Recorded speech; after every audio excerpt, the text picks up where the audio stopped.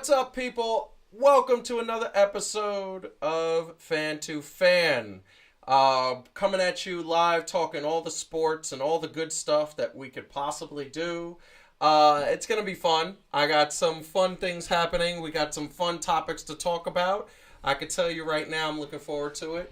And we are going to get into a whole plethora of topics. But before we go any further, hit the like button, subscribe to the channel, join us if you're joining us on the replay, comment below at any point in time, and let us know what you think about this entire episode, whether you agree or disagree.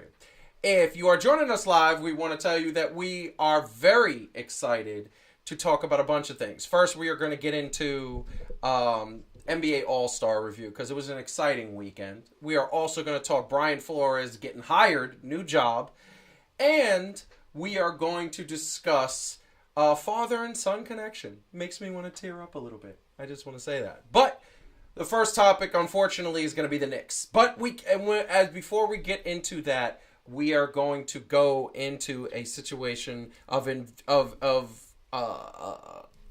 talking to our hosts. What is up, hosts? That's what you get for bringing up the Knicks first. Really? Are you bitter about this? Huh? I'm past bitter. Please. Why? It is what it is. That's the way I feel about them right now. I mean, they are a problem. I just want to say they're a big problem. It's really bad. It's really bad. You look at them and you say, yeah, they are having issues. We're going to talk about that. Heidi, how are you? Okay. You look stressed. Well, a little. I mean, it's been a stressful day, but yeah. I'm okay. I could imagine 100% that you have been in a situation that you feel like it's got to go. But it's been a celebratory day. That's not bad. I want to say that.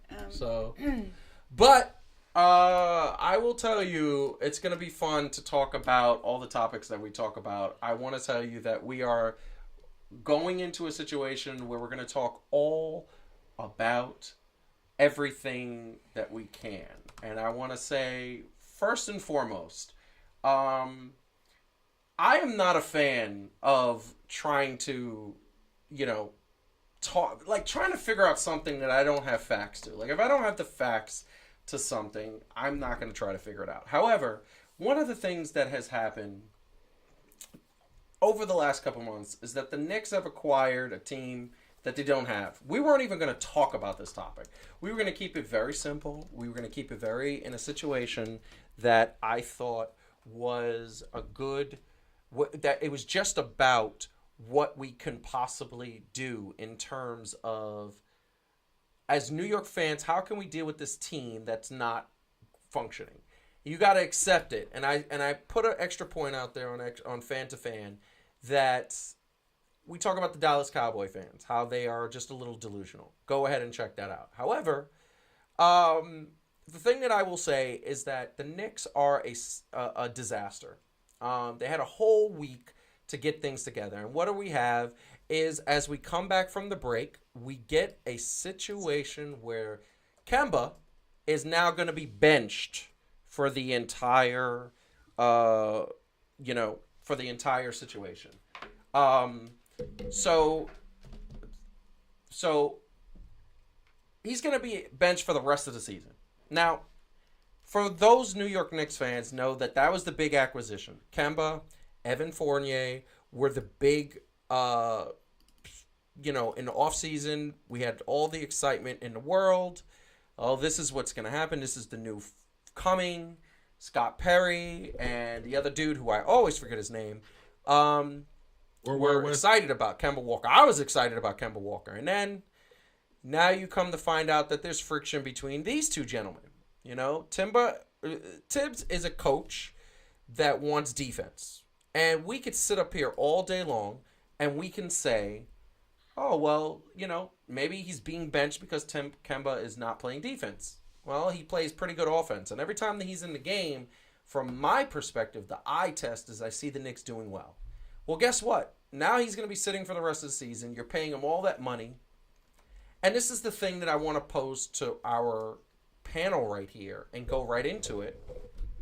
if they knew they were going to do this, and maybe they didn't know, maybe a week and a half ago they thought, oh, he's still going to be a part of it. Maybe something happened in the last couple of days, either in a practice, even in a meeting. Maybe Tibbs told him, I need you to play defense or you're not going to play. And he said, that's just not my game. I'm not a good defensive player. I'm a good offensive player. And Tibbs was like, well, you're not going to play. Or maybe it was just the fact of, hey, you're not better. We're not a better team when you're in there. I don't agree with that. But maybe Tibbs sees something we don't. That's what he gets paid the big bucks for, right? And then they decided, you're done. You're going to get paid $8 million, $9 million, whatever's left on the contract for the rest of the season to just sit there. Now, the question I have is, if you knew about this, why didn't you trade him? Why didn't, at the trading deadline, I'm sure you had at least one or two takers. Why didn't you trade him? Well, I'm just going to put something out there into this conversation. The reason why you didn't trade him is because you didn't feel like you were getting value back, because you thought he was valuable, and you didn't feel like that value you were getting back was fair, or there was absolutely no takers, okay? If it's the former, then here's the problem. If there's a player that has value, shouldn't they play? Well, that's logical, right? And then that goes to the next question. Was it another player that he wasn't getting along with? Was it Julius Randle that was saying, I don't really want him on the team. I want to control the ball. He controls the ball. This isn't going to work. Was it friction there? Was it friction with the coaches? I don't know. And that's the thing I hate doing. So now all I can take it, and all we can take it, is from a perspective of the Knicks are in this situation where a star point guard who has proven himself in this league, who has proven himself on multiple games on this team this year, is now sitting for the rest of the season, paying to sit. And I can't stand that. So I'm going to slide in the triple shot. And I'm going to say, who wants to go first? I'm going to let Calvin go first because he's smiling. Please, I want Calvin, tell me what you think about this move. Because here's the bottom line. This don't make no sense. To me, anyway. Does it make sense to you? What do you think? It's never made sense. Like, I don't know why they went after him, honestly.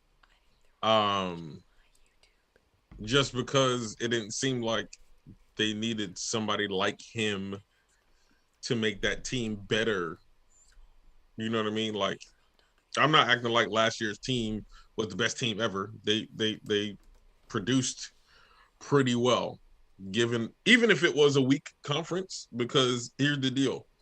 The East has always been a weak conference, and the Knicks were still at the bottom of a weak conference. So in some ways, they got better. They worked harder, whatever the case may be. And you had a lot of people who had something to work for. Kemba, I mean, it was a good story drama-wise. Like, oh, hometown boy came back. But, I mean, as far as where we are now, I would only expect that since the report came out that they mutually agreed upon him sitting out for the rest of the season, that it had to be mutually agreed that it would probably be the best for everybody involved, that, hey, yo, I'm going to let him sit. That way he don't risk hurting himself again, which he's done twice this season. So that way, if he does need to be traded or however they're going to deal with this, at least they can't hold another injury against him and probably try to salvage the best they can instead of trying to work him down, knowing that he ain't gonna make it anyway. So okay, don't have to agree with it, but it's somewhat of a good business decision if they both agreed to it. Okay, so here's the thing, and this is the thing I'm going to put out there. You said something very valuable. They're going to sit him down, and they're going to sit him down for the purposes of not hurting himself. Why do you want to sit something down that's valuable and you're worried about hurting himself? Randall could hurt himself. Fournier could hurt himself. Derrick Rose, oh my God. Derrick Rose could hurt himself all day, every day. He still does. Why are you not sitting them down? There is something more here. There's more that we're not understanding. There's something more. And it's only two things, in my estimation. And this is just my guess. And I'm going to let Heidi go after I say these two things. One, Tibbs said, "You ain't playing defense, so guess what? You ain't playing." And he said, "No, I can't go any further. I this is how I play. This is my game." Okay, Kemba's he's a very non-aggressive guy. He's very like, "All right, cool, whatever you want to do." That's his personality.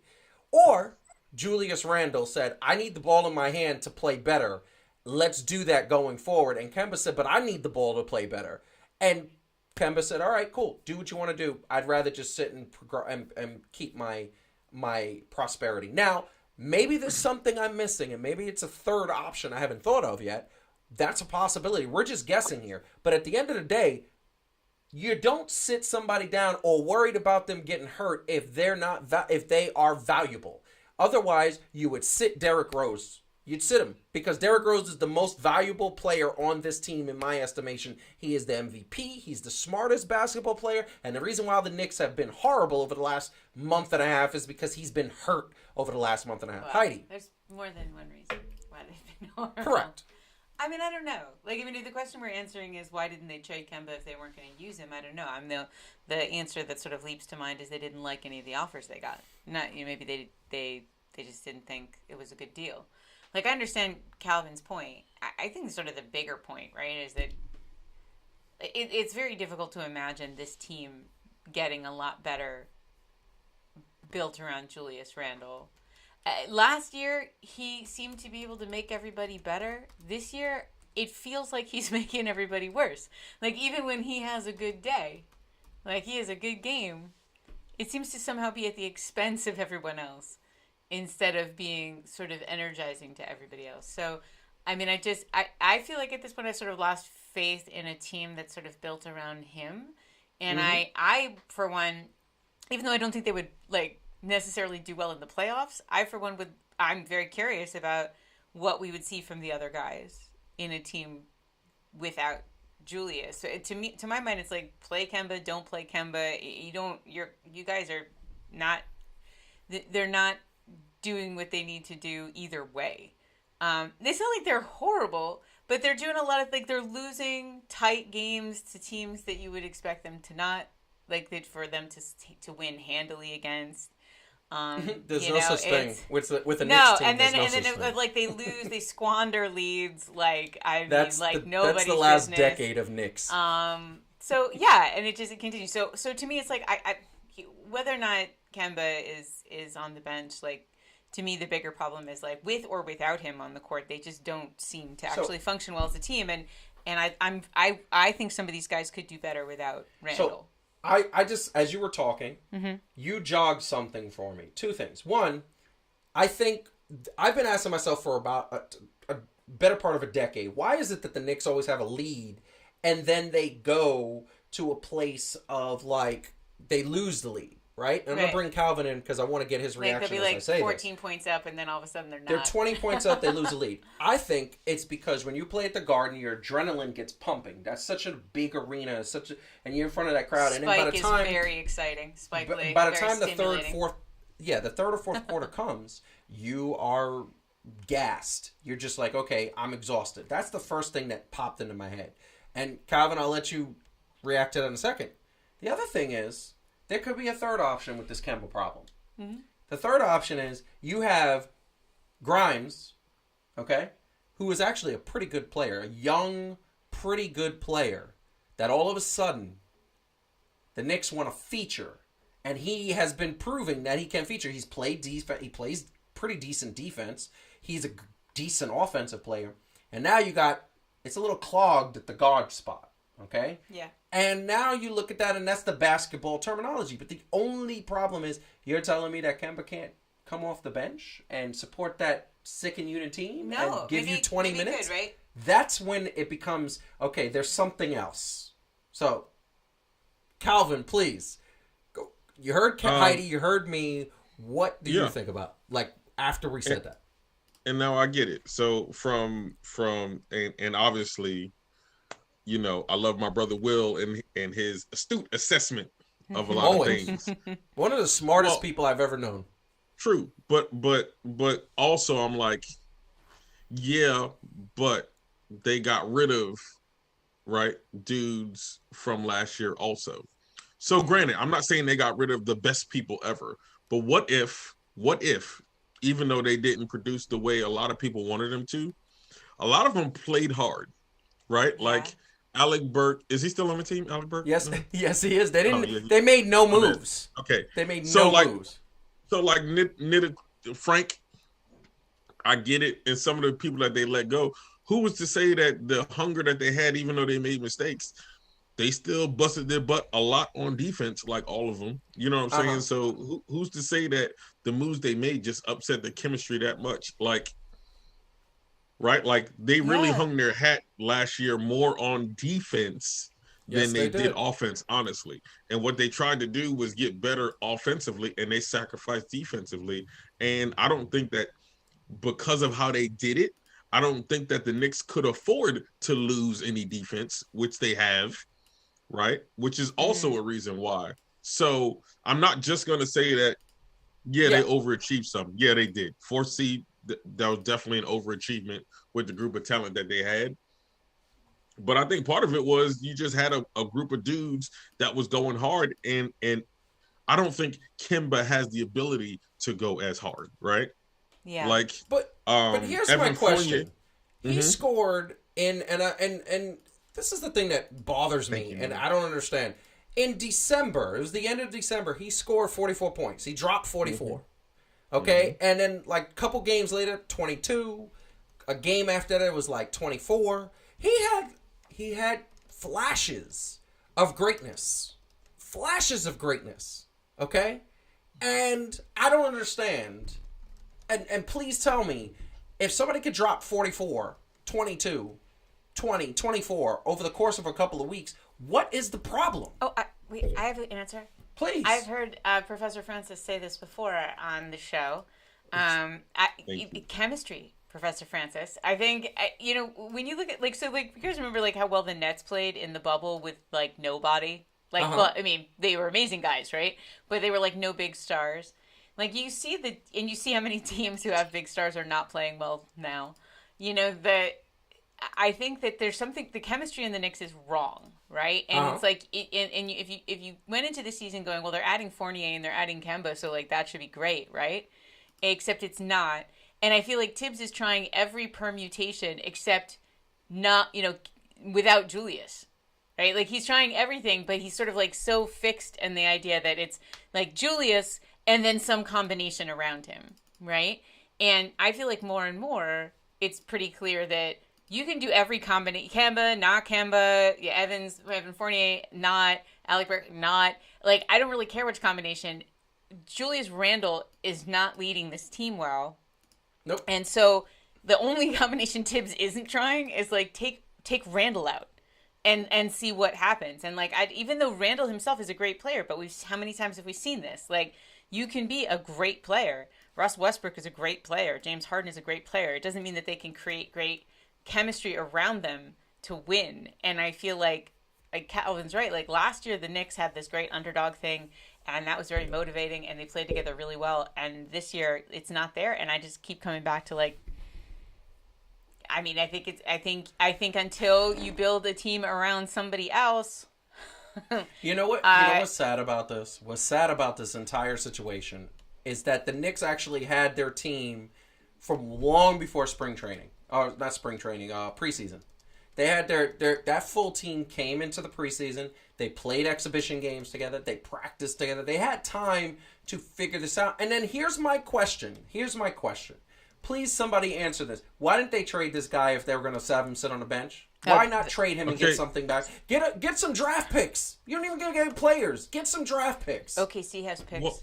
OKC has a lot of picks. Well, here's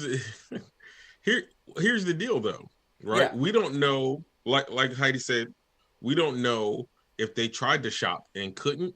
Yeah. But we don't know. Maybe Kemba was the one that started this whole conversation. It was like, look, this ain't working for me. That's true. Right? Just the whole situation. And like I said, that's possible. I could believe, honestly, that somewhere within the organization, I know we don't like the top guy, that the Knicks was like, hey, we're not going to play you and risk you getting hurt. Right? Yeah, so if you don't mind, we'll save you so that Like you see the writing on the wall, so you're like, okay, we're not going to mess this up for either one of us, right? Like you'll be a better asset if you're not hurt. I'd love it if that was true. I'd love it for Kemba's sake if that was true. If this was something that but either way though, it's disappointing, right? He came to the Knicks to play for the He came to the Knicks to play for the Knicks, and it's a bummer no matter what. He wanted to be in New York. He loves New York. This is his hometown. This is it's sad because he's gonna leave in free agency. It's sad because every time the Knicks get something good, what do? It ends up being poo-poo. It ends up being poo-poo. And this is my frustration with the Knicks. I'm going to go off. I'm starting to go off. My blood pressure is rising. Oh. It's rising. Hey, big guy, sun's getting real low. Sun's getting real low.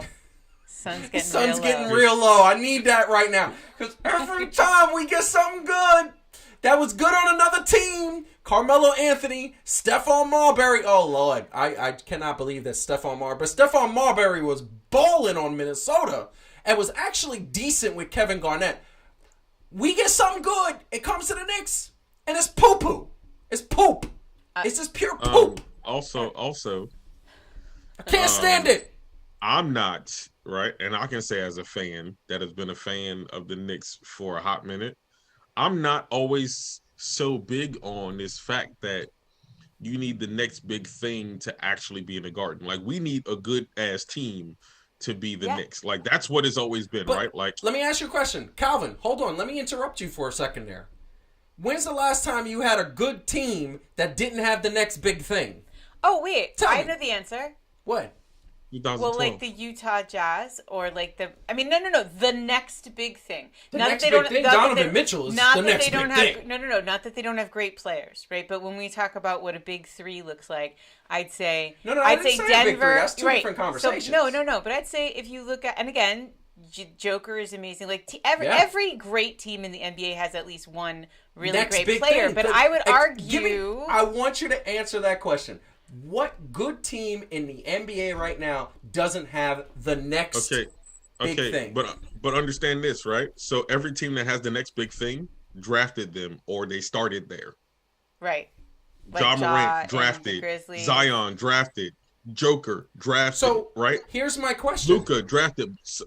Didn't we get a number 3 pick? And isn't he supposed to be the next big thing? Oh, you mean Obi? No. Who did we get? RJ Barrett. Oh, that one. I was like, wow, Obi she loves Obi Toppin. She loves. I love him, but the next big thing, I don't know about that. Like, he's the next big thing if we trade Randall. Look, now Will knows this. So back me up if I'm wrong, Will, or correct me if I'm wrong. But in the draft, they were like, "Yo, is Zion and Ja, and everybody else is a fall off." Correct. Nobody. I'm talking about the big picture of things, the way they had it. They wasn't really that high to act like RJ Barrett was going to be a team carrier. We liked him. We saw that he had potential, but overall, they wasn't putting him up there like that with Ja Morant and and Zion. And we're gonna move on because we got to get to the next topic. But this is the thing that I'm gonna say.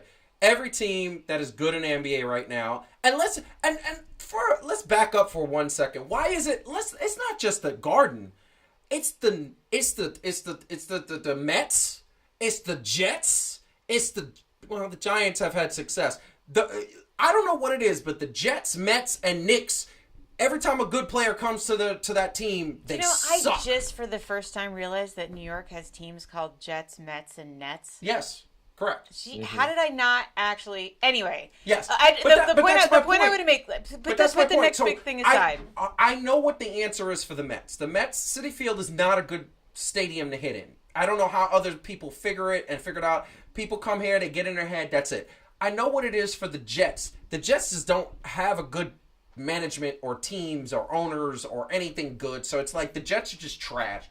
But the Knicks. That's the Garden. And I don't understand why we get a player like Carmelo Anthony, who was good, just not good enough to get us past the first or second round. We have a player like now who is Julius Randle, who has one good year and then all of a sudden starts pressing and doesn't know how to get out of his own head. And then somehow we can't develop all the players. This is... All right. It's like we can't have shiny things. I would just like to add, and this last thing I'll say about it, that every team that is doing really, really well in the NBA plays well together as a team, even if they don't have the biggest superstars, or many of them in the league, right? Can I finish the thought? I'm going to say... Miami, yes, if you look at they have an Miami, next big Utah... No, stop. I said it's not just about that, because I can point to a whole bunch of teams who have a next big thing, and they're not playing well together. So my point is... well, I mean, at the beginning of the season, the Celtics weren't playing particularly well. They don't have a next Atlanta big thing. isn't playing particularly well. They have Trae You Young. know what? Don't even go The there. Celtics don't have a next big thing. They have two really good players. You're taking. Can I just make a point, All which right. is that what the That Knicks was a have shot at not Calvin. done. The Knicks have not done is play well together as a team. They had some of Yes. that last year. And they're not playing well together as a team. To me, it's not that they don't have talent of the caliber of some of these other teams. It's that they're not figuring out how to play well together as a team. And they're not staffing the Knicks with... It's like you keep mentioning they had this guy, they had this guy, they had this guy. It's like, but what was the team? What was the team around that guy? And that's the problem. That's the problem. I get it. Bring back Pablo Prigioni. You know, he's like 42 years old now, right? Whatever. He's like our age. And I ain't trying to Steve start an Novak. NBA career. Yeah, I know. I can't do it. All right, we are moving on to the next topic. We are going to hit the like button and subscribe to the channel if you're watching live. If you are watching on the replay, comment below on anything that we're saying that's ridiculous or that you don't agree with. Now, All of it. we're going to talk about something fun. We're going to talk about fun because this past weekend was the NBA All-Star Game, which was amazing. I really enjoyed it. Me and my son and Heidi, we all watched it. We had a good time. We had some amazing winners. Karl Anthony Towns winning that 3-point contest. You know, and did it. And he was one of the first big men since Kevin Love to win that 3-point contest. A lot of people, it was exciting. He did it in very good fashion. Pointed at Shaq and said, "I told you so." Cleveland Cavaliers winning the skills challenge. They had a new format this year that was really exciting. And Cleveland Cavaliers looked so boss doing it. Garland just hit any shot you told him to hit. It was just kind of ridiculous. And I love Jared Allen. Why did the Nets have to trade him? And Obi Toppin took flight. And I will tell you right now, didn't really do much of anything because this was a fact that I think is very horrible. And that is the dunk contest being the negative of the weekend, which used to be a highlight. But on the combined dunk attempts, 10 for 37, only made 27% of the dunks. And, you know, some people out there watching right now say, well, these guys are tall. They should make these dunks. Well, they were trying some amazing dunks, and they didn't make them. And not only that, some of those dunks were super basic, too. They were just super boring. And we'll get to the actual All-Star game in a second, and also the MVP, and an interesting fact that I didn't even know but is actually accurate. But here's the problem. That dunk contest, because the other things were good, that dunk contest was atrocious. It was horrible. It was, I wanted to fall asleep during it. It was not exciting at all. And I've seen some pretty exciting dunk contests in my life, and this was not even close. This was on a whole nother level of just pure garbage. And I have an idea to fix this. Okay? And it was somebody that said it on TV. I forgot who. But I was watching. They were talking about it. And here's the thing.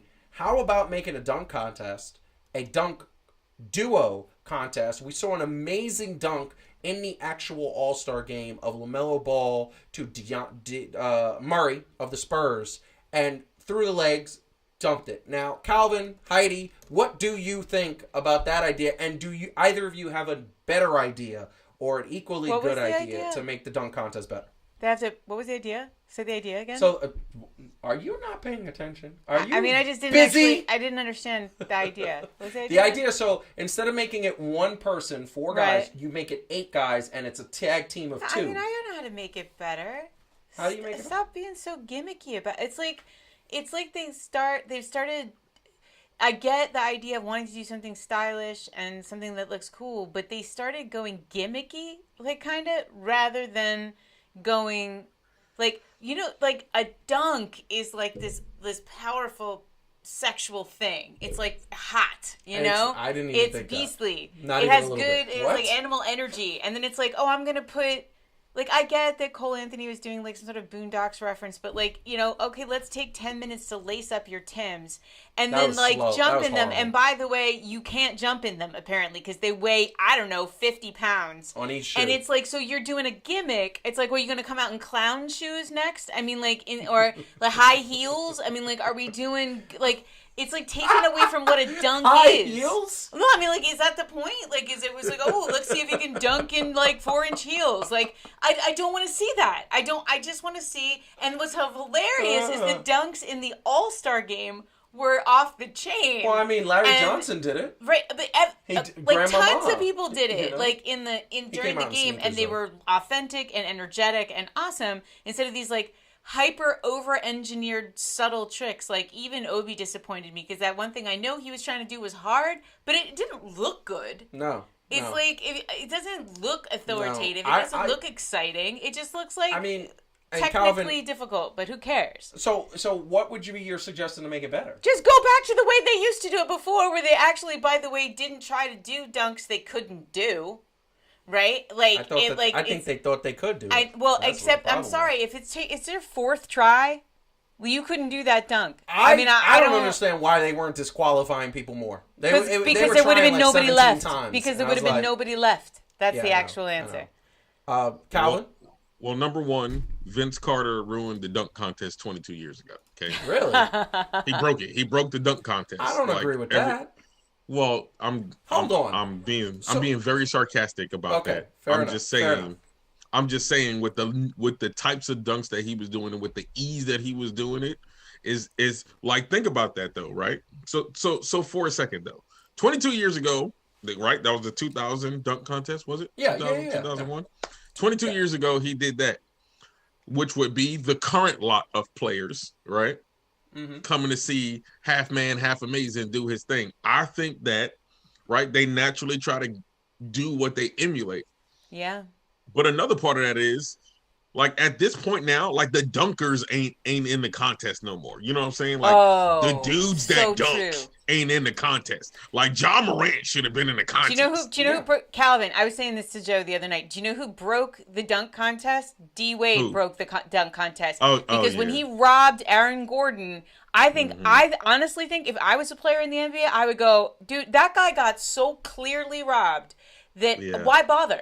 Yeah. Like why bother trying? Because I'm gonna put all that work in and all that effort, and I'm gonna get robbed because like D Wade just wants to give it to somebody else. And by the way, the only redeeming part of that entire night was listening to Reggie Miller and Kenny rip on him for being, well, you don't get to have a vote. D-Wade, you don't get to vote. And I never agreed with Reggie Miller so much in my life. I swear to God. Seriously, like, I honestly think that was chilling. Like, it's not an accident that the guys who show up the next year, you're like, who are these people? I mean, the only one we knew was Obi Toppin because we're New York Knicks fans. That's it. And so, Calvin, what would you do different? Like, what would you do to revitalize this?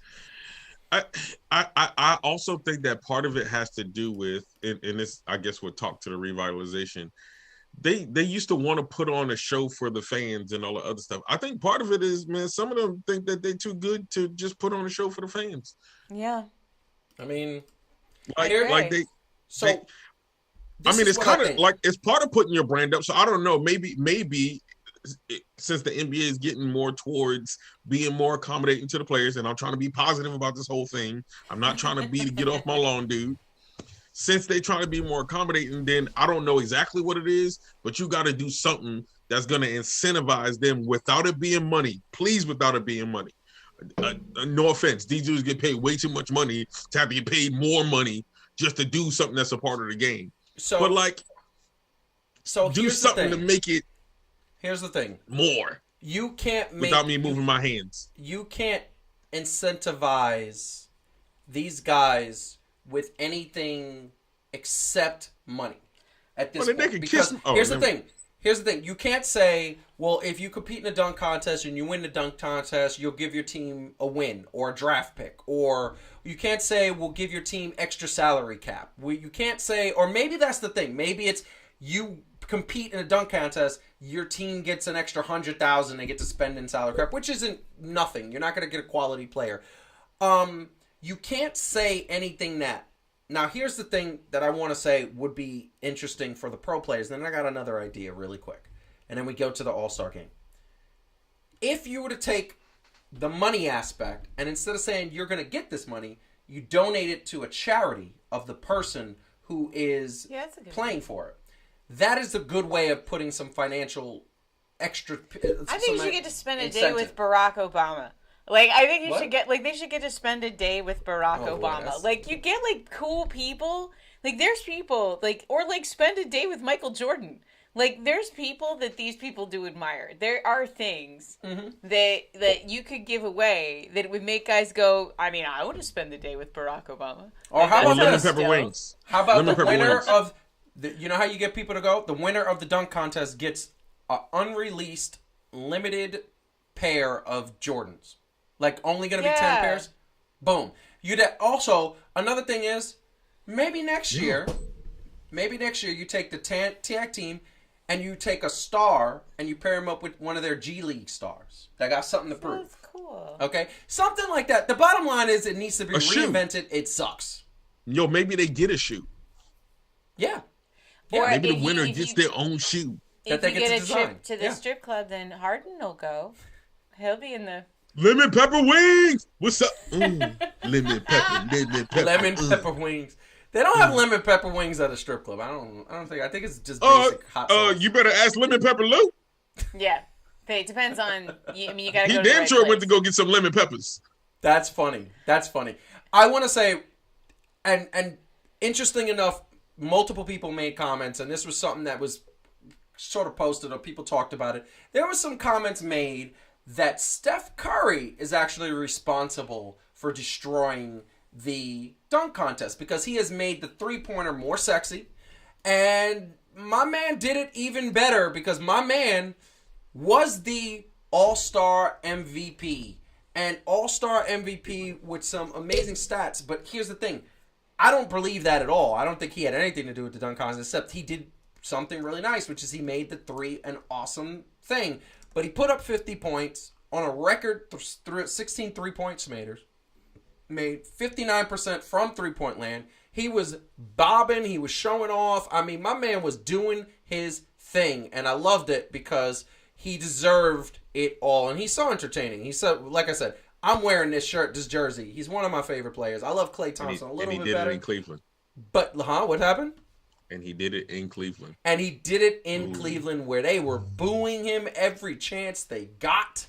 Booing him. Just booing him. Now, the other thing that was interesting is that since Team LeBron has been the captain 5 years in a row. Guess what? Team LeBron, 5-0. Undefeated. Last 5 years. Pure, unbelievable dominance. Now, here's the thing that I want to say.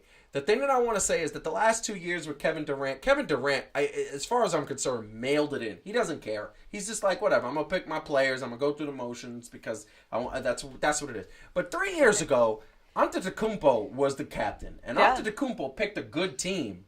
And he still won. LeBron knows how to pick talent. Now, the question I have right here, knowing the All-Star game, it was a fun All-Star game. Once again, the second year in a row where they had a Kobe Bryant format in the fourth quarter. Also, they had a Kobe Bryant trophy, which Steph was holding. First recipient of that.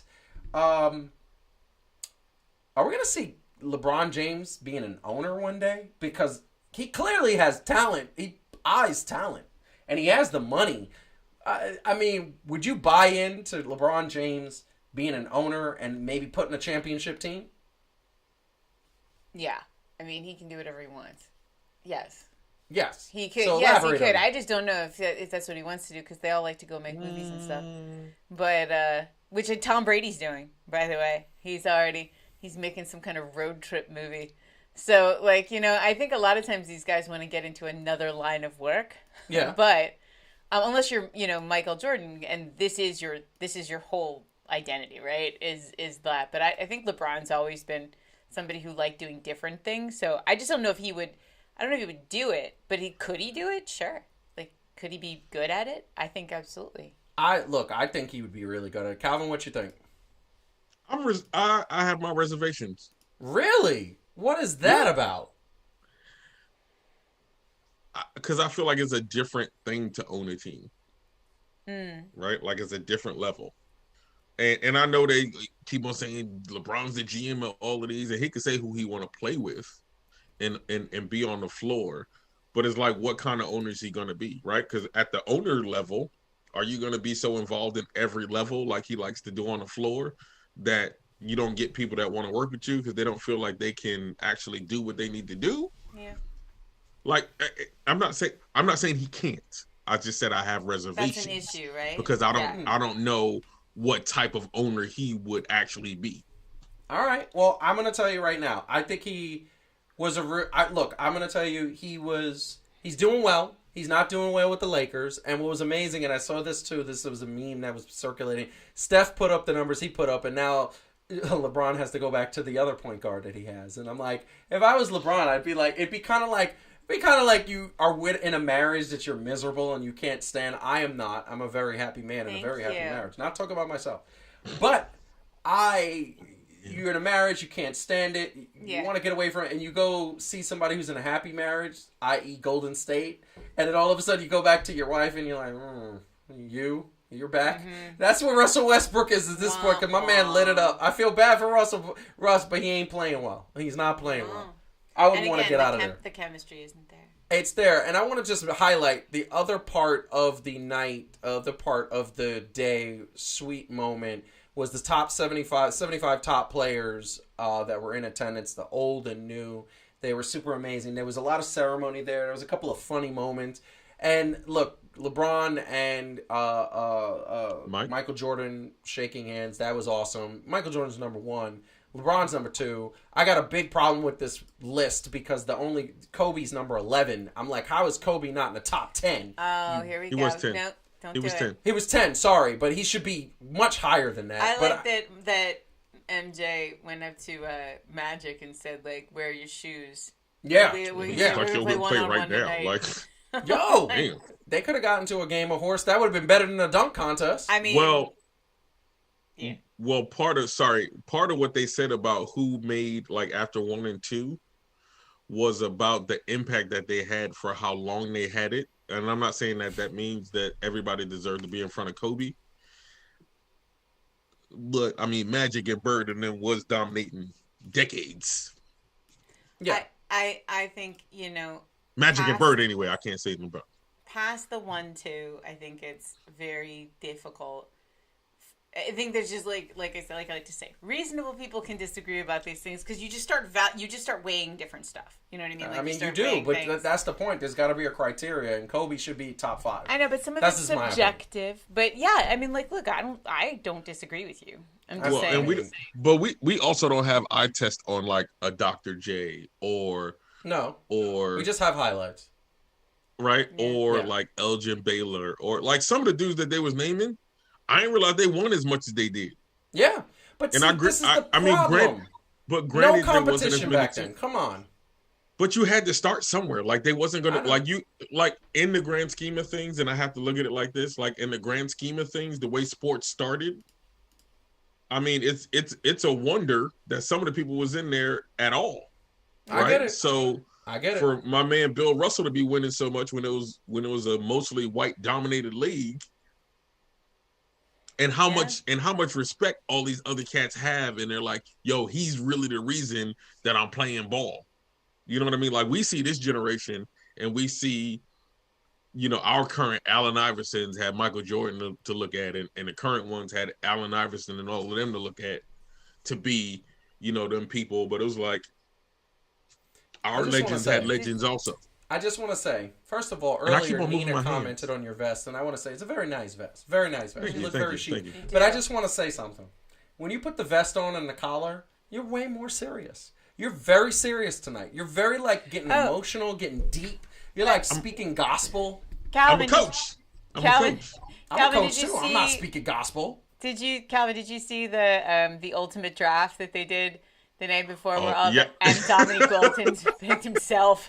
Dominique Wilkins, he was the number 1 pick in the top 75 draft. And he picked his own. And then, the best was the meme that circulated because MJ got picked 3rd. And then, it just is the shot of him from the documentary, The Last Dance. And it just says, and this offended me. Yeah, right? Everything offends him. Oh, God. Look, Everything offends him. the drafting was hilarious. Amazing. Like the we whole recorded thing that. was I actually want to watch that over again. hilarious. It was Like- great. Like Quavo picking the all drip team, like the all cool. Like it's like everybody's like, I want to hang out with your team. Can we follow them around? Look, and like all the cool guys. When it got towards the end, right, real quick, and Quavo said, "Look, he kept it real. He was like, look, I don't even think I was alive when any of these dudes was playing." He's like, I ran out of people I know. I mean, right, and that's what I mean. But that's what happens, right? Like, and that's where we are now. When we got all these voting, there's not a lot of people that really remember half these dudes who were legends and really doing the stuff. That's why Jerry West was killing it. Because he's like, I actually do know who all these people are. Right. Like every one of them. I know them all. Not to mention that he's one of them. Yeah. That's true. And the inside the NBA guys fighting with each other was just, I could just watch that all night. Their face when Kenny picked Clyde Drexler. Oh, amazing. Amazing. And Kenny's like, we need more height. And Charles is like, we have Kareem, fool. It's the truth. It's the truth. Fool. This was the meme that you were talking about. Oh, yeah, that's it. And I took that personally. Because he was picked third. Look. But this is the point. The point is that this is why that man is the GOAT, because he takes everything personally. I know it's scary. We gotta move on. All right. We gotta move on. But so once again, hit the like button, subscribe to the channel. I Look will into take the everything personally. I take everything personally. I take everything personally. I know. I really sun's do. getting real low. And son, listen. I'm here for you, baby. Knicks, man. Anyway, I'm going to take this personally because this is a beautiful moment. I'm going to cry a little bit because, LeBron came out this weekend talking about the fact that his last year in the league will be played with his son, and that wherever his son gets drafted, he is going to go play with him. And I think it was, first of all, when I say that I'm a little emotional, I'm not being sarcastic. It is a beautiful thing. And one of the things that you need to understand about LeBron and his son is that they are close. He is a great, great father. Like I try to be that in my entire, thing. Because one of the things I feel is that you got to be in your son and children's lives. And he's always makes it to his son's game whenever he can. He's coaching his son up. He's trying to make sure that his son is as good as he can be in the league. His son is very talented. But this is the thing that I want to say, is that with all that talent, because he's winning trophies, he's winning right now. And I want to tell you all the stuff that I've seen from him. I mean, my man is doing his thing. He's up. He's going up. He's doing what he has to do. He's getting up on the game. He plays hard. He plays tough. He has the court vision that you would imagine. He does what he needs to do to win. That being said, a lot of general managers in the league saying that he's going to be a second-round pick. I don't understand how it could be. Now, if you know, LeBron has said, wherever my son goes, I'm going to go. Do you pick him in the first round? Knowing that, do you pick him in the first round? Do you say, kudos to Clutch Points once again on these amazing photos? They always have great photos. Do you say, okay, I'm going to go play a season in Oklahoma City Thunder. I'm going to go back to Cleveland. If you're the Knicks, if you're the Cleveland Cavaliers, you're the OKC, you're Portland, you're any team, do you draft him just so you could get his father? And that's the question. It depends. He'll be 40, won't he? For 38? He'll be 39 at least. 39. Because his son has got 2 more years. So... Just about. I mean, to me, just quick, no, you don't do it just for that. I think it's a good reason for the Lakers want to keep him. And so, to me, it's more like a reason for the Lakers to do what they have to do to, make a commitment to LeBron. They're going to get Bronny eventually, so you'll just stay. I don't know if I think having a year of LeBron James is worth giving up. I mean, I know, what they say about Bronny is that while he's very talented and very, very good, he is not estimated at this point. He is not showing evidence of being a franchise-changing player. Yeah. And so, given that, if you're a team that has a choice between a franchise-changing player and Bronny James with 1 year of LeBron at 40, I have no idea why you would go with the latter. Like, if that's your choice. Now, if your choice is someone who's roughly on par with Bronny, and I get Bronny and I get LeBron for a year, like, sure, right? If for nothing but the excitement alone, the revenue, the broadcast, like, excitement of that, so yeah, but like, no, I mean, if you're a good GM, you're gonna not pick a Ja Morant so that you can get ancient LeBron for a year. I mean, like, no. Why she gotta go right? there?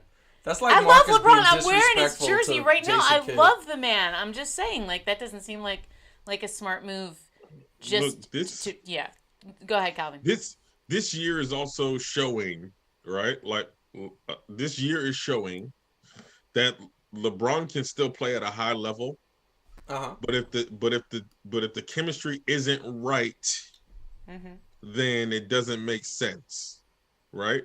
Like, you can't necessarily say, outside of who he had influence to put on the team, that LeBron is necessarily the reason that the Lakers aren't doing well, right? Like, he's doing what you could ask of anybody, especially at 37 years old. Yeah, I agree with that. Right? Like they said before, the fact of the matter. Well, and no, but it's to your point still, Heidi. The fact that the 37-year-old is the best player on your team still. Yeah. You know what I'm saying? Like, that's the problem, right? Yeah. Like, if LeBron is legitimately, and it's not a knock on him, but if he's at this point the second or third best player in your team, right? Like, if you like, oh, we done shut down this dude and this dude, shit, we still got LeBron. What we gonna do? So you make a very interesting point. If LeBron is your best player on the team, guess what? But here's the thing: if I'm a team like the Nets, like the Lakers, like the Clippers, like a team they already got superstars. They already got their main guys. You get a bonus for a year. You draft Bronny, and now Clippers could do this because Paul George and Kawhi, they love themselves some LeBron. They do.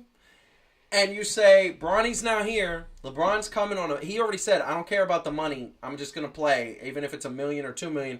And now you got LeBron. I know he might be 39 years old. He's still going to be decent, at least, right? And then you got superstars who carry the load, and Bronny learns the ropes. Now, I don't know if... Right. I don't know... Hold on. I don't know if I want Kawhi and Paul George role modeling to my son that it's okay to show up late for practice. But a team like the Nets, where you get Kevin Durant, and I don't know if they want him around Kyrie, but a team like Boston, where it's Jason Tatum, Jaylen Brown, Bronny's the third option, LeBron's the fourth option, that is the thing. And now to a point in the chat, which I want to just highlight, I mean, maybe it should be illegal. Maybe you can't play with family. But in baseball... No, brothers play together. Right? The Griffeys did it. Kevin Mitchell and his father did it when he first came in the league. But it's never been done. Barry Bonds and his father did it. I don't think it should be illegal, but I do think that I just think you have a little bit of a bias as a dad. Because I kind of agree with Nina on this one. Your immediate impulse is to go, he's looking out for him, he's showing in the ropes. Yes. My immediate thought is that really what's best for Bronny? No. It is difficult to be in your father's shadow, especially if your father is LeBron James. I don't know that I would play at my best with my very domineering father over my shoulder the entire time. I'm trying to be my own player, my own man, and then it's like, but there's dad. Like, oh, wait, Bronny, your dad says you should do it differently because dad is here. Like, I don't know that that's what's best for Bronny. Nina's right. It's like, this is what LeBron wants. And I understand maybe he wants also that piece of history. It's never been done. And I can appreciate that. Maybe he wants to. Yeah, that's pretty good. But I don't know if I'd want to go to the NBA with my dad. But here's the thing. It's just going to be 1 year. And that's why I say, here's why I make the point. You draft him to a team that doesn't need Bronny to be good right away. If you draft him to an OKC or an Orlando or an Pelicans, he's going to have to be good right away because those teams don't have stars that could carry the team. You draft him to a Clippers. You should draft him to the Philadelphia 76ers so James Harden can show him the ropes. No, I love Calvin's answer. The wrong ropes. But the point is, you draft him to a team where now he doesn't have to be highlighted. Now he could just learn and watch for 1 year. And then he has 17 years of his entire career to do it, to be his own man and do it. To me, the education there is invaluable. You're not going to... He's already LeBron James' son. How much more education from LeBron does he need? He lives with the dude. No such thing as too LeBron much wants education. No so much thing A as too very much wise parenting. woman once told me that. Yeah, well, there is such a thing as too much parenting. Oh. LeBron wants the experience, I believe. I mean, I see that part, but I mean, and I get what's being said, but look, this is already... Things like this happen because the NBA has already been cowtailing to players more than they have been anything else. Yeah, like, I get it. That's true. It's almost going to be where, although it's a team, it's going to be a one-on-one versus one-on-one. Like, I love LeBron just like, here is my proclamation. Yeah, Here I mean, he can do that. Here saith King James. Come on. No. Him, Kevin Durant, and Steph Curry could do that. That's the bottom line. no, they can't. They can. They're not the NBA. Who's stopping him? They're not the NBA. Nobody's going to stop them now because everybody says that, oh, that's what they do. Exactly. So what's the point? So that's my point. Nobody's stopping them, so that means they could do it, right? Sure. Why not? One day Might as well Calvin let is this going to throw something through virtual land, and I'm just going to feel like a... I mean, might as well let this be Vietnam. Let the inmates run the yard. I know. Wow. Damn. Okay. He's not wrong. There's already a lot of inmates running the yard, so... I don't know. Well...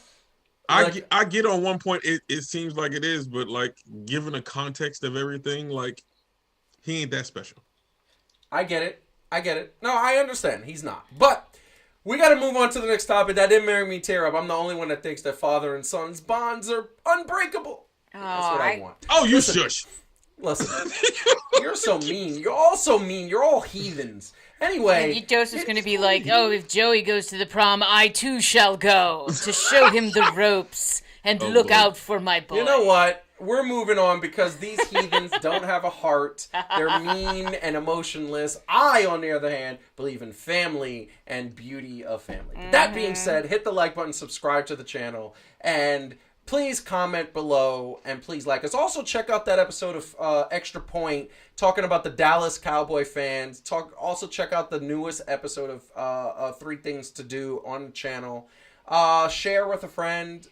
I know Cowboy fans are going to ream me another one because I tore into them. Fair enough. I'm okay with that. That's not a problem. Please let us have it. Or let me have it. But going into a little bit of football news, a really quick story. Brian Flores was hired by the Pittsburgh Steelers as an assistant coach, really in charge of the linebackers, senior defensive assistant with the linebackers. He's also suing the NFL for lack of diversity in the coach's hiring process after that situation a couple of weeks ago that Bill Belichick texted him and said that, hey, you got the job, but wait, I'm talking to the wrong Brian, my bad. And basically that nobody was taking him seriously. So there's a pending lawsuit going on. The Pittsburgh Steelers have gone ahead and hired Brian Flores. They also have the head coach, my unbelievable favorite coach, Mike Tomlin, who is an amazing coach. I think one of the best coaches in the history of football. That being said, what do you think this says about the Pittsburgh Steelers? I'm going to let Heidi go first for this one. Clearly, we've solved racism now. No, because I don't think it says good for them. Good for them. I'd like to think you that talk about diversity and everything so true. much. I do talk about. No, I was joking. I mean, Yes. look, it says. It doesn't say. Look, it says good for them. They did the right. He's a talented guy. So I don't know who. Very good coach. The problem is, but he's not a head coach, which is what he wants to be, right? I mean, this is great, but the problems he's talking about are still real.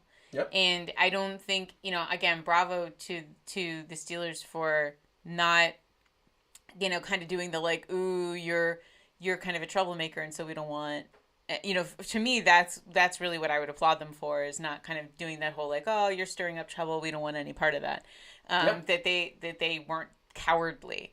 And Very I brave. appreciate that. It doesn't change anything about what the issues are that he's fighting against. But I do appreciate that they didn't do the like, ooh, I don't know, you're damaged goods now thing, which I think we all worried, and I'm sure was worried would happen. That's true. That's true. Calvin, what do you think? Yeah. So I used to watch All My Children back in the day, Yeah. and I don't Me too. anymore because I watch the NFL That's what this is now? because that's it. Like, and I'm not trying to minimize what the overarching thing is, but it's like it's hard to keep track of everything because it's like, oh, what you call it was here. Oh, wait, but now he's here. But isn't that thing happening? Yeah, no. But then there's this. Oh, what about that? Oh yeah, no, I forgot about that. Like, it's so confusing. He's not going to drop his lawsuit, which is good for that. So Yeah. it doesn't look like it was a pub. It doesn't seem like it's like for publicity.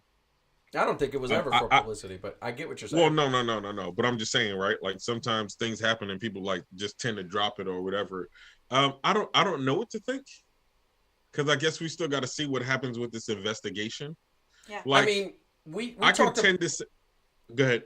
I was just going to say, we talked about it a couple weeks ago, and the problem with this investigation is very much my word against their word, and Sure. and it's a lot of people just denying. Nobody's going to come out and say, yeah, we didn't take that seriously, we didn't do it, he's 100% It's right. hard to prove, but But the one thing that is very clear, and we talked about it on the show, is that there are only 2 head coaches in the NFL that are of color.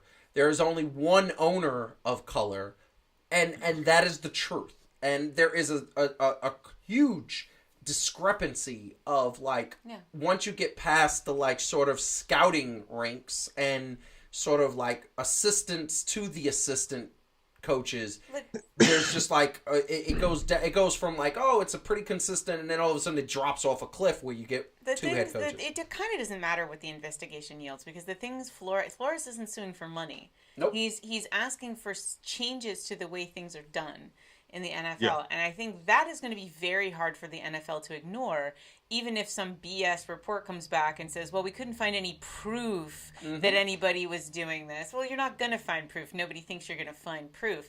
But it's very hard for them to ignore his requests, which are very reasonable and just sort of like kind of the basic progressive stuff that in any industry has to happen in order to create change. So like, Correct. I think he's going to win essentially, even if he loses, because what he has asked for wasn't for himself. It was for the system.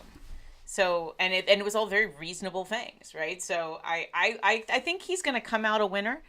I mean, he's already in come the out a end- winner because honestly, I didn't think he was going to get another job for Yeah. a couple of years. I thought he was going to be Colin Kaepernick. That's what I thought he was going to be. And it is very sad that man is never, Colin Kaepernick still doesn't have a job to this day in the NFL. Yeah. And all he did was take a knee, which is the most respectful thing in the history of like mankind. People have been taking knees in front of the Pope for hundreds of years. It's what like you do when a player gets hurt. I Yeah. don't know how that became disrespectful. And it was disrespectful, but Brian Flores, I thought, was going to get that same treatment, but he hasn't, and mainly because, I think if you went locker room talk and all these owners and GMs and whatever, I think there's some of them are probably saying, yeah, he's got a point. We don't take any of this stuff seriously. So, kudos to him. I applaud the fact that he's not dropping a lawsuit. I applaud the fact that he's not asking for money. And I applaud the fact that the Rooneys, the owners, who, by the way, are named after the Rooney Rule, which good intentions, unfortunately, did pave a way to hell here. At the end of the day, they're doing a good job. They hired this guy, and he is a good coach. So, that's great. That's not bad. Calvin, last word. So I still feel like sports is a microcosm for life, right? Like for everything that happens outside of life. Mm-hmm. So to a certain extent, you can't put more effort into the microcosm of things if you don't put a bigger effort on the whole thing for everything as a whole. And for as much progression as we have made in some instances, right? You really have to measure how much progress is being made kind of from the vantage point of the people or the groups that have been oppressed, right? Because if you're not in a group that's been held down, you can look from up top and go, well, look, we went from here to here. What are you talking about? Like, how much more do you need me to do? But it's like you don't understand what's happened at the level of that, right? Like, you don't know what the actions have done. All that to be said, all across the board, you see that there's a lack of minority and legitimate minority hiring, being that the majority of every head coach or whatever has been, and I'm not saying anything against this group of people, but has been Caucasian males, right? Yeah. I mean, that's just, even in the WNBA, it's the WNBA for God's sakes, and there's still not that many women head coaches, right? Even there. So it's a problem all across the board. So I almost feel like unless it's addressed in a big way, right, then it's not really gonna change. Because if you look at Montgomery, the bus boycott, yeah, they didn't just get mad about what happened with Rosa Parks. What happened? Like, every oppressed person, every person that was put down who was affected that way, they stopped using the bus, right? So when they came together and then it became a bigger problem, it was like, oh, we forced a change because they serious about the fact. So sometimes one or two people just trying to make a point isn't going to do anything against the bigger system, right? Like what the NFL is.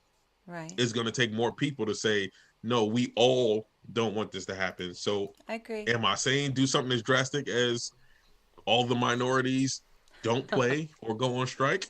Maybe. No. I mean, I don't think. I'm think just what saying. needs to happen is we need to see some hires in the next couple of years. We need to see some general managers, people of color, assistant GMs. And by the way, the Giants just hired assistant GM who's African American as well, and very qualified. And I know that they are the sort of ridiculed. They are the subject of the lawsuit. I will say, at first, the first thing you think is maybe this is a token hire, which is really sad. But my man is qualified for it. So you know what? Even if it was a token hire from the ownership, if it were me, I would have took it and I would have said, I'm proven to the fact that I deserve this and I'm going to start the change. So I don't care how people get there. If they're good at what they do, then you get enough people in positions of power and things actually change. That is how it works. I don't care how they get there. That is correct. That being said, hit the like button, subscribe to the channel, follow us at Fan2Fan Show on Facebook, Twitter, and Instagram. Check out the newest episode. I forgot to mention this earlier. The newest episode of Heat and Receipts for those wrestling fans out there. Subject is Cody Rhodes all day because it's a work. It's so a work. It's a work. It's a work. That being said, also follow us at Heat and Receipts on Instagram, Twitter, and Facebook. So we're going into the last segment of the day. Let's go.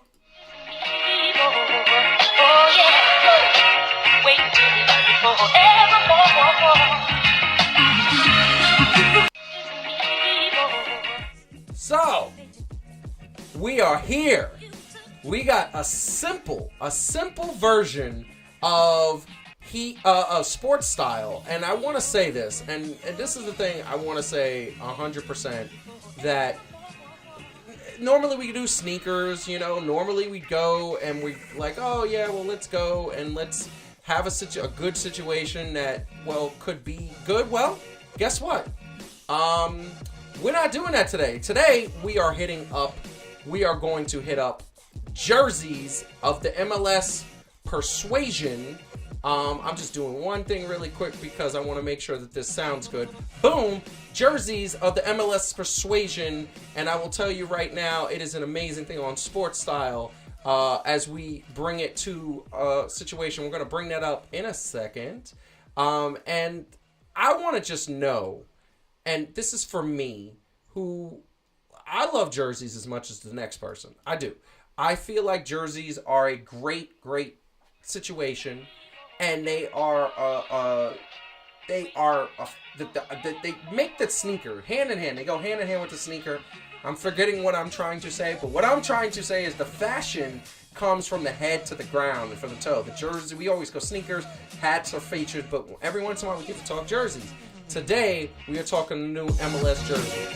And those MLS jerseys are amazing because what they are is a bunch of jerseys that come to us from different designs and everything.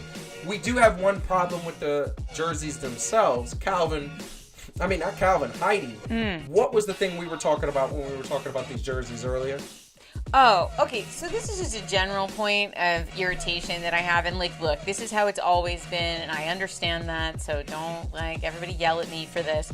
But the prominence of the sponsor on soccer jerseys is just super annoying. Because a lot of them are goofy.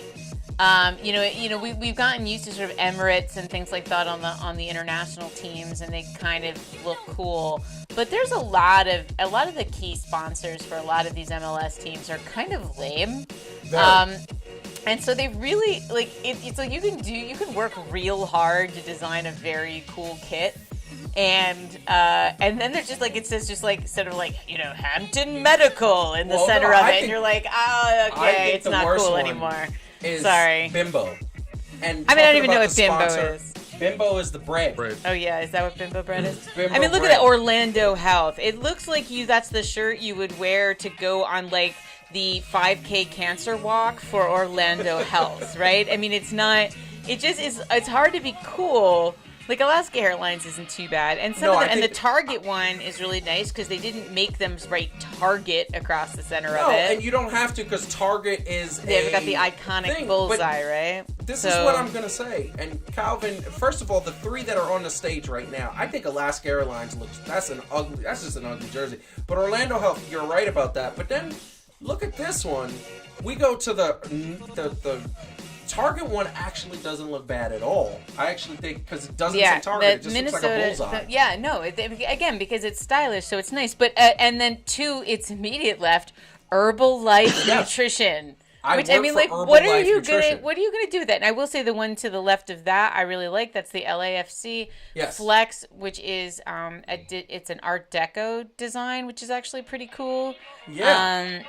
But I mean, Herbalife Nutrition, no designer in the world can make a shirt cool that says Herbalife Nutrition in the center of it. I don't know. I feel like it really is a handicap to the MLS teams that, I mean, like, there's one that's Zoo Lily. Yeah, it's really bad. There's really bad. Calvin, what do you think about these jerseys? And there's a couple of hot ones. We're going to get to the hot ones in a second. What do you think about these jerseys? This is absolutely ridiculous, actually. This is more advertised. Like, you would think that those were the teams and the soccer teams themselves were sponsors. That's crazy.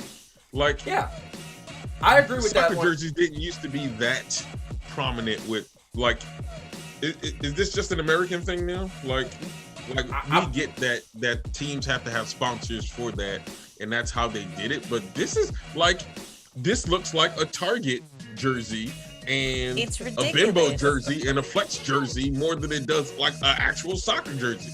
You're right. Listen, you're 100% right. I think the ugliest jersey and the laziest jersey are kind of different. So I think the ugliest jersey, that one on the right, that pink jersey that's basically a polo. It's a polo. I don't want to hear anything else. It's a polo. Yeah, that is Beckham's team. Probably and, Beckham's team. That's Inter Miami CF, and correct. They are. It's like so funny to watch people work so hard to make it sound cool because it's Beckham's team, and they're like, it's so clean, and I'm like, if by clean you mean completely lacking in design elements, then yes, it's very clean. It's very clean. It's a pink shirt, dude. I don't know. I don't know what to say. I want to say, but Nina, you're 100% right. Emirates is amazing. I hope Emirates to fly is I hope to fly first class on Emirates someday. Like Love that is Emirates. that is on my bucket list, and I want to go to the nationwide one. Where do I want to go? Well, you want to go to Bali. Bali. What? Well, don't you want to go to Bali? Bali. No, Bora Bora. Yeah, Bora Bora. Oh, okay, there you go. I want to go to Bora Bora, but I think the laziest jersey is the Red Bull jersey.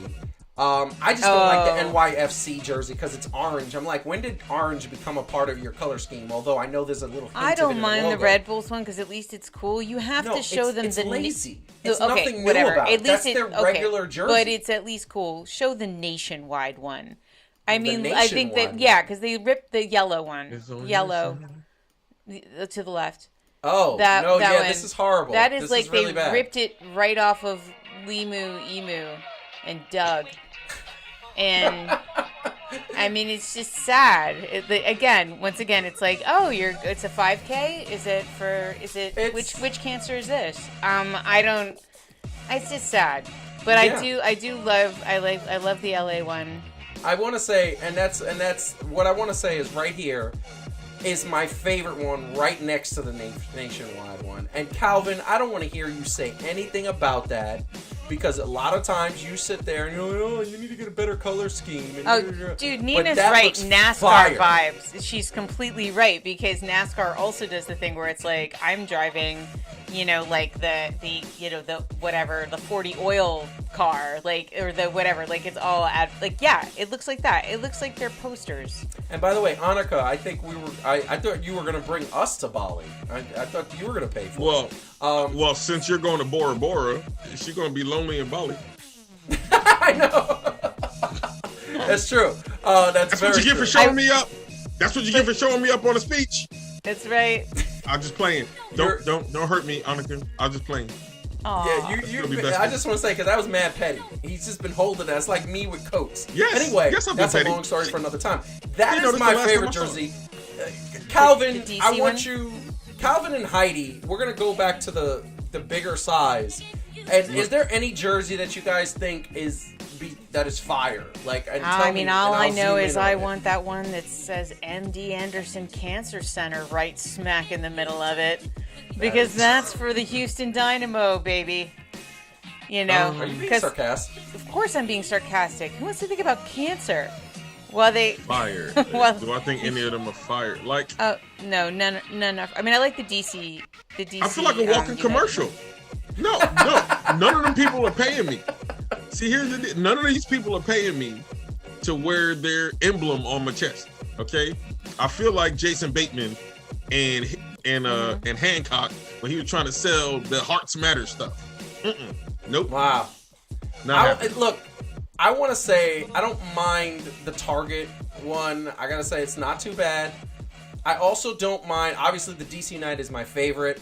You said it earlier, Heidi. I don't mind the Colorado one. No, it's next to the not bad. I Nationwide. mean, again, I feel like I'm just gravitating towards the ones where they don't have a gigantic dorky logo in the center, Correct. because it's kind of Correct. hard to notice anything else. And I think that this is something MLS, like, if they really want their kits to get treated like they are fashion in the way that you see with the NBA, right now you just have fans wearing them. It's just not cool. I mean, like, they gotta make it a little bit hipper, and that probably does mean, like, the NBA, the sponsors are kind of small, right, in the upper left, on a jersey. I think they need to move in that direction, because this is just or get cooler sponsors. I mean, like, honestly, if it was like Coke or Apple, I probably wouldn't be so upset. But because it's United Healthcare and Herbalife, No, I don't want to try to. I don't want to advertise I'm Coke. not trying They're to trying to kill people. I'm not trying to argue that No. the benefits are of specific logos. I'm just saying there are cool logos, Yo, and then Nina there said is no. like Marshall. Comment of the night goes to Nina. Wait. The orange one isn't tied? That's amazing. That's fantastic. Seriously. That was good. Like, Good just time. maybe don't have, like, Yeah. like, really lame products, and then we'll be fine. It's the But- truth. Last but words, the Calvin? Yes, the thing is, like, this is disrespectful to actual soccer jerseys. Because soccer jerseys are fire. Like, let's just be real. Soccer jerseys are fire. Like the football, those jerseys, fire. Yeah. They got sponsors on them on the side and stuff, but you still see the team there. And like the Spain jerseys, hot.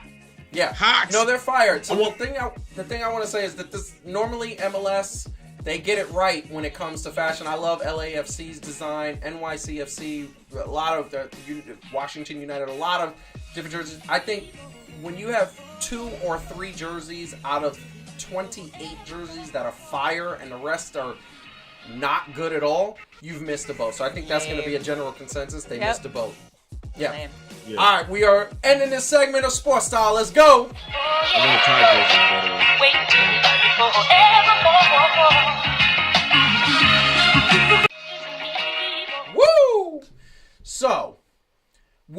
come close to another episode of Fan2Fan. I'm going to let Heidi go first because I always let Calvin go first. Okay. And she's always complaining. She's like, Calvin says this deep emotional goodbyes. Nah, I'm not. And he's very deep and emotional. Right now, tonight. what I want to complain about is you are not allowed to Ric Flair woo into the. It was just very loud in my ear. There you go, soft woo.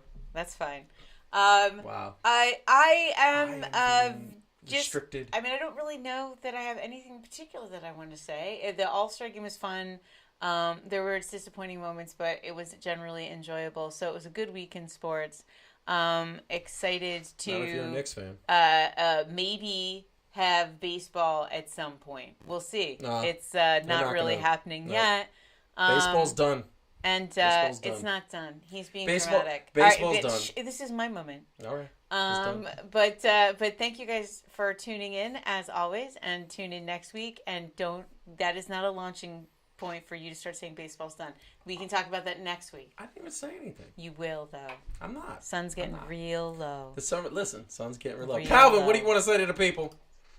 You know, I will have to say that ironically, I realized today that the you colors look good in a sweater vest? For the new company that I work for is black and red. Really? So I did it to myself, people. You know what I mean? So here's the deal. Don't wait poke a second now. Don't poke the honeycomb too much because the bee's gonna come out stinking. Is all I'm gonna say. Okay. You know what I am? Now I got. You know what I am? I'm a wasp. Now I got the. I'm a wasp. Now I got the. You literally are not. Yeah, did you say? They don't. They buzzed, bro. What are you doing? No, I'm not pretending to. Go ahead with your goodbye. You just said you was a wasp. Because they eat bees. What kind of wasp is that? Go ahead with your goodbye. Look, as always, man, we love y'all. Keep on sportsing. Keep on telling us what you want to hear, people, and what you want to see. You know what I'm saying? We people for the people, fan-to-fanning it all the time, right? So keep the fandom strong. And we're going to see y'all next week. And maybe I won't have on a sweater vest. I don't know. It's just how it works. You know you're going to have a sweater vest on. You know you like that rocking that look. You got me locked. I like that look, though. I actually look good in that look. You inspired me to do that. Let's do it. It's fan-to-fan coaches edition. Right? Oh. Anyway, we are going to say thank you very much. Let's start over. Thank you very much for joining us this week. It was fun. We had a good time. Next week, we're going to be back with another episode of Fan2Fan. Like I said, check out that extra point on the Dallas Cowboys. We got another extra point. I am going to talk in depth about the All-Star game because I felt like that needs a little bit more interesting situations. I'm going to talk in depth about the Knicks. Got another one of those coming out. Might even get Heidi and Calvin to do a couple and see what we could do there. Also, if you are a wrestling fan, check out the latest episode of Heat and Receipts. It is Cody Rhodes. Work. We're going to get a couple more of those episodes out. And we also got new episodes of 3 Things to Do coming out in the next couple of weeks. Big news. And we're not going to release it, but next week we are going to release the new logo for our new show called That's Debatable. Got it. It's finalized. We were going to do it today, but we figured, you know what? Let's save it for next week. So next week, we are going to talk about That's Debatable and when we'll see new episodes of that. In the meantime, hit the like button, subscribe to the channel, comment below on it whether you agree, disagree. Follow us at Fan2Fan Show on Instagram, Twitter, and Facebook. Watch all our old stuff. You might find some stuff that you could call us out on and have fun with it. In the meantime, keep watching sports, keep loving sports, and keep commenting on sports. This is Fan2Fan, and without the fans, there would be no you. Peace out. Peace.